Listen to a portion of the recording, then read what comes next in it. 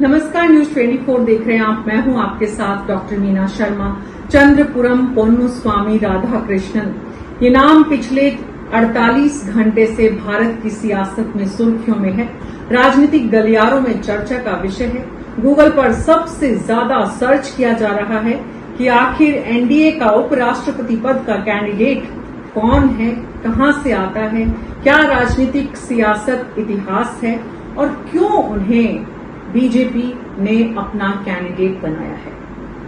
दरअसल महाराष्ट्र के वर्तमान राज्यपाल को अगर उपराष्ट्रपति पद का कैंडिडेट बनाया गया है तो उसमें सबसे पहली बीजेपी की समझ है कि संघ से बीजेपी के जो इतने पिछले लंबे समय से चर्चाएं थी कि संघ से उनके रिश्ते अच्छे नहीं हैं, उस बात पर विराम लगाना।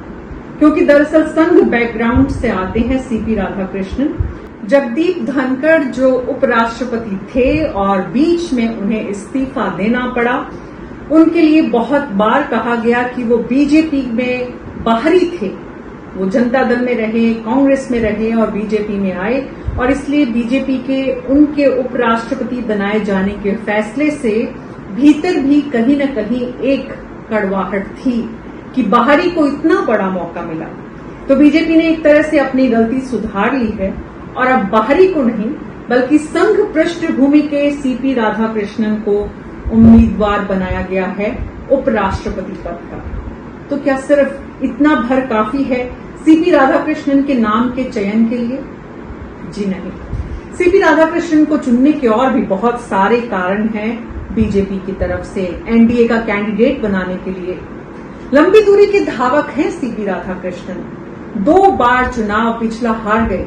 2023 के चुनावों में उन्हें टिकट नहीं मिला, लेकिन उसके बाद भी उन्हें राज्यपाल बनाकर पार्टी ने सम्मान दिया। दरअसल कोयम्बटूर से वो अकेले बीजेपी के सांसद हैं जो 2 बार लोकसभा में पहुंचे। तमिलनाडु से आते हैं और तमिलनाडु में बीजेपी के प्रदेश अध्यक्ष भी रहे हैं। दक्षिण भारत वो इलाका है जहां आज तक बीजेपी अपने बूते किसी भी राज्य में यहां सरकार बनाने में सफल नहीं रही है। तमिलनाडु और केरला में चुनाव है आने वाले दिनों में, और दक्षिण में बीजेपी अपना किला स्थापित करना चाहती है, कमल खिलाना चाहती है। इसलिए सीपी राधाकृष्णन के बहाने पूरे दक्षिण भारत को साधने का प्रयास बीजेपी की तरफ से किया गया है। दक्षिण भारत में नरेंद्र मोदी से तुलना भी कुछ लोगों द्वारा की जाती है सीपी राधाकृष्णन के बारे में। जिस तरह का उनका ओरा है, जिस तरह का उनकी बॉडी लैंग्वेज है, जिस तरह से वो उनका जो परिधान है उसको लेकर ये कहा जाता है कि वो दक्षिण भारत के नरेंद्र मोदी है। नरेंद्र मोदी ने ये दांव चलकर बीजेपी के राष्ट्रीय अध्यक्ष को लेकर जो एक प्रश्न अभी चल रहा है कि संघ और बीजेपी की सहमति नहीं बन पा रही है राष्ट्रीय अध्यक्ष के नाम पर, कहीं न कहीं उस बात को भी विराम देने का प्रयास इस नाम के जरिए, उपराष्ट्रपति कैंडिडेट के जरिए करने की कोशिश इस समय बीजेपी ने की है। 68 साल के सीपी राधाकृष्णन दक्षिण भारत में बीजेपी को मजबूत बनाने का प्रयास करेंगे। उनका खुद का जनाधार ही है कि बीजेपी जहां 0 पे थी उसके बाद भी वो 2 चुनाव वहां से लगातार जीतते रहे हैं।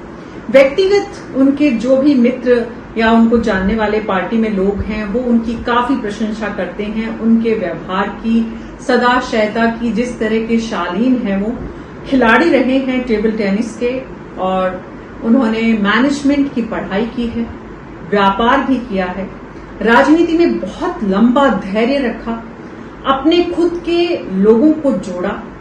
अब पार्टी ने उन्हें उपराष्ट्रपति पद पर बैठाकर कहीं न कहीं एक बड़ा जिम्मेदारी भी दी है, बड़ी जिम्मेदारी जिसको कहना चाहिए, कि कैसे दक्षिण भारत में बीजेपी को मजबूत किया जाए।